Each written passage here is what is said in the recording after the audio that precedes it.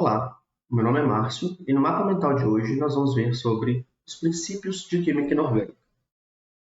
Vale ressaltar que a química inorgânica ela é muito além do que é visto aqui no ensino médio. Porém, para o ensino médio, será apenas isso que é cobrado. Então, começando a parte mais simples, pensando nas substâncias, elas podem ser classificadas em relação ao tipo químico dela, que pode ser orgânico ou inorgânico. Então, a substância orgânica, ela basicamente é classificada assim quando ela apresenta átomo ou átomos de carbono.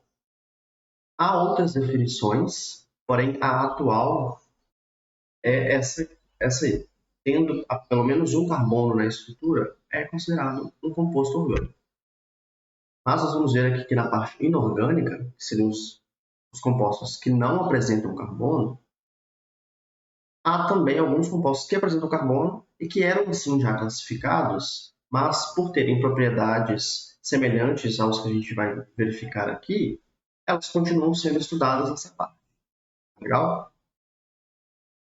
Então, dentro da inorgânica e do ensino médio, a gente pode ter os ácidos diarrênicos. Então, antes de falar o que é o ácido diarrênico por si, vale lembrar que na orgânica também tem ácidos diarrênicos, tá legal?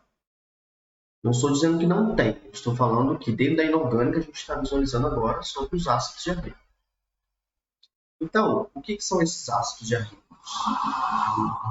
São substâncias, moléculas, que em água vão sofrer ionização, ou seja, eram moléculas que ao entrar em contato com a água, elas vão quebrar a ligação formando íons, formando um cátion e um ânion.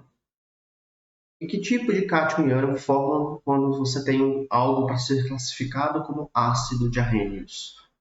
Bom, ele vai liberar o H+, também é comumente representado, ou pode ser o H3O+, que é a mesma coisa, e o seu ânion derivado do ácido.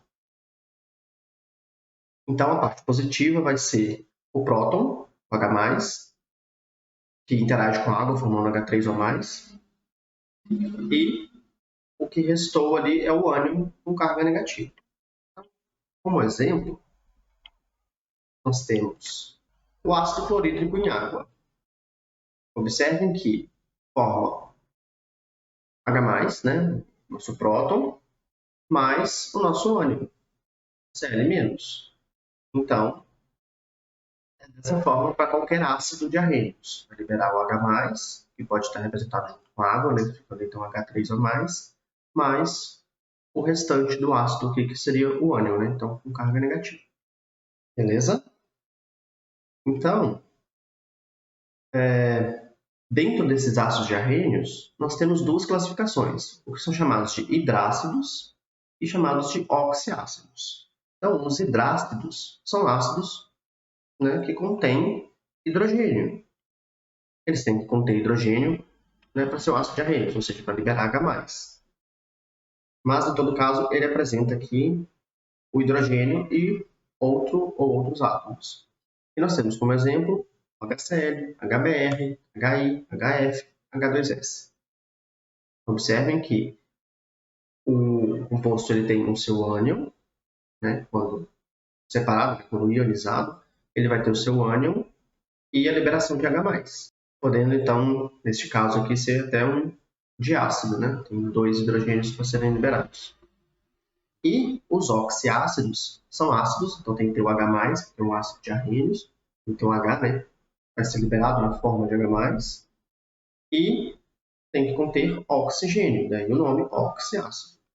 Aqui nós temos alguns exemplos. Nós temos então HClO3, H2SO4, H2CO3, como eu havia mencionado, é um composto que contém carbono, é um composto orgânico, mas ele entra na classificação de um oxiácido. Então, ele vai ser comumente representado nessa parte, uma vez que antes também a definição era diferente e, portanto, este composto poderia ser encaixado como inorgânico. Temos também o HNO3, H3PO4. Então, além dessa classificação, eles também podem ser classificados quanto à sua força. Ou seja, eles podem ser classificados como fortes, moderados ou fracos. E o que é classificar um ácido quanto à sua força? É classificá-lo em relação ao quão ionizável ele é em meio aquoso. Ou seja, o quanto de H+ ele vai liberar. Quanto mais H+ ele libera, mais ácido é. E aí a gente pode ver pelo grau de ionização, que é comumente representado por alfa. Se a gente tem um alfa muito baixo, menor que 5%, significa que esse ácido é fraco. Um alfa entre 5% e 50% é um ácido moderado, e um alfa com mais de 50% é considerado um ácido forte. Então, a gente retornando aqui aos hidrácidos e oxiácidos, vamos classificá-los como fortes ou fracos aqui. Então, nós temos, entre os hidrácidos, esses exemplificados aqui, quais vão ser fracos e quais vão ser fortes e moderados. Bom, nós temos aqui ácidos com halogênios, né? Os 4 aqui são desse tipo. Então, como saber a força desses ácidos? Quem é mais forte, quem é mais fraco? Bom, a gente pode pensar através de uma propriedade periódica, que a gente está comparando ali o mesmo grupo, né? Então, a gente pode definir, a partir disso, uma comparação dessa afinidade que há entre as ligações, para saber o quão é fácil ou difícil separar o hidrogênio do átomo. Então, o que a gente tem? Quanto menor o átomo, mais eletronegativo. Lembram? Se mais eletronegativo, ele tem maior tendência em receber elétron. Então, ele vai ter uma maior dificuldade em quebrar a ligação. Uma vez que se quebrar a ligação, ele vai ficar com o elétron para ele. Mas quanto mais próximo está a ligação, mais forte ela é. Então, é mais difícil quebrar. Consequentemente, o HF, onde o flúor, né, é o elemento mais eletronegativo, consequentemente o menor em raio atômico, ele vai ter uma ligação muito forte com o hidrogênio. Então, ele vai ionizar muito pouco. Consequentemente, é um ácido fraco. Os ácidos, à medida que você desce a tabela periódica ali, que chega no iodo, por exemplo, vai ser um ácido muito forte. Porque o iodo é grande, então a interação com o hidrogênio é menor, então é mais fácil ele liberar esse hidrogênio na forma de próton, ficando com o elétron para ele. Consequentemente, vai ser um ácido forte. Então, seria essa sequência aí de força dos ácidos. E, como tem exemplo aqui também o ácido sulfídrico, ele é um ácido fraco. Se observarem os valores do alfa dele, vai observar que ele tem um alfa muito baixo. Consequentemente, ele ioniza pouco. E agora, falando dos oxiácidos, a gente tem uma forma mais simples de saber a força desses ácidos. O que a gente pode fazer? A gente pode simplesmente fazer uma subtração do número de oxigênios menos o número de hidrogênios que ele tem. Se esse valor der 2 ou mais, é um ácido forte. Como um exemplo, o ácido sulfúrico. H2SO4. 4 menos 2 dá 2. Então, ele é um ácido forte. Se a gente tivesse aqui o HCl4, que existe também, né? Também é um ácido forte. Daria 4 menos 1 dá 3. E este aqui com 3 oxigênios também é um ácido forte, porque 3 menos 1 igual a 2. O único que foge à regra aqui é o H2CO3. Tá? Porque se você fizer a subtração, né, 3 menos 2 dá 1, 1 é classificado como moderado, mas ele é um ácido fraco. Experimentalmente, é verificado que o alfa dele é muito baixo, que ele ioniza muito pouco, então ele é fraco. O restante funciona bem essa regra. Então, o ácido nítrico HNO3, 3 menos 1 dá 2, é um ácido forte. E o ácido fosfórico, 4 menos 3 dá 1, então é um ácido moderado. Beleza? Se o resultado for 0, é um ácido fraco. Como exemplo, o ácido bórico H3BO3, que não foi representado aqui. Então, além dos ácidos diarrênios, nós temos as bases diarrênios. Então, o que são essas bases diarrênios? Elas são compostos que, em água, sofrem dissociação.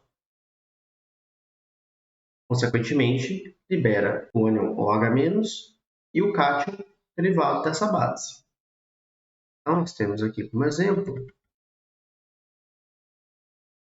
o hidróxido de sódio. O hidróxido de sódio em água libera o cátion, proveniente da base, né, que no caso é o sódio, mais o ânion OH-. Então, essa é a definição de uma base de arrênios, né? Liberação de OH-. Além disso, a gente tem uma exceção aqui, que, na verdade, ela acaba liberando OH-, né, apesar de não ter sua estrutura, que é a amônia.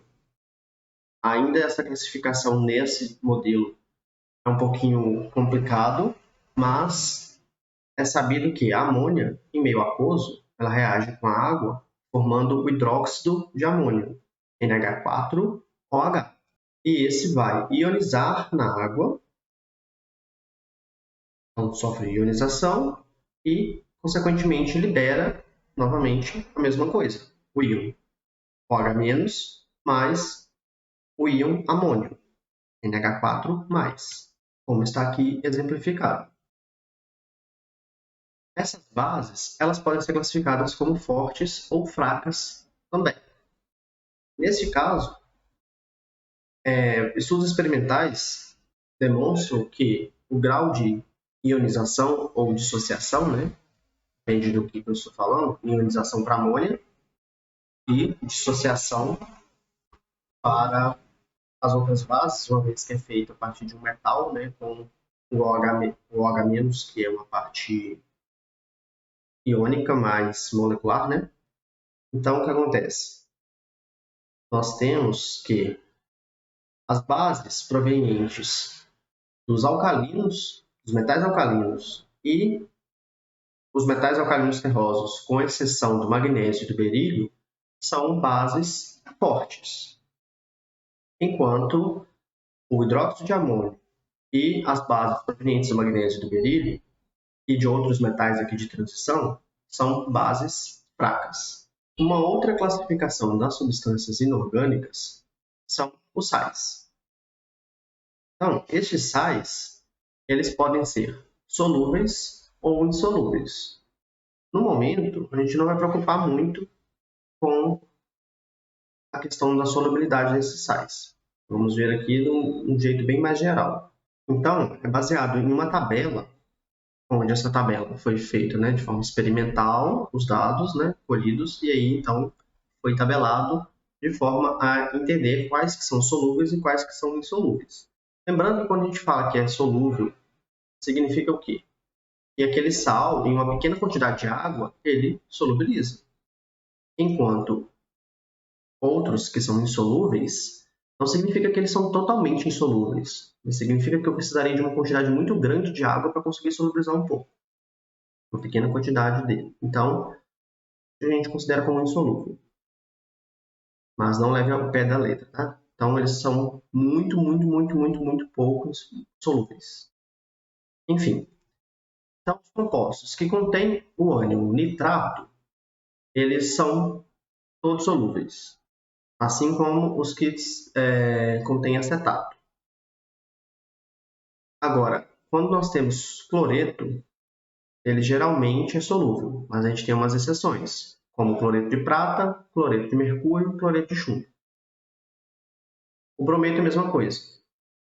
Ele normalmente é solúvel, mas com os mesmos metais, prata, mercúrio e chumbo, se torna insolúvel.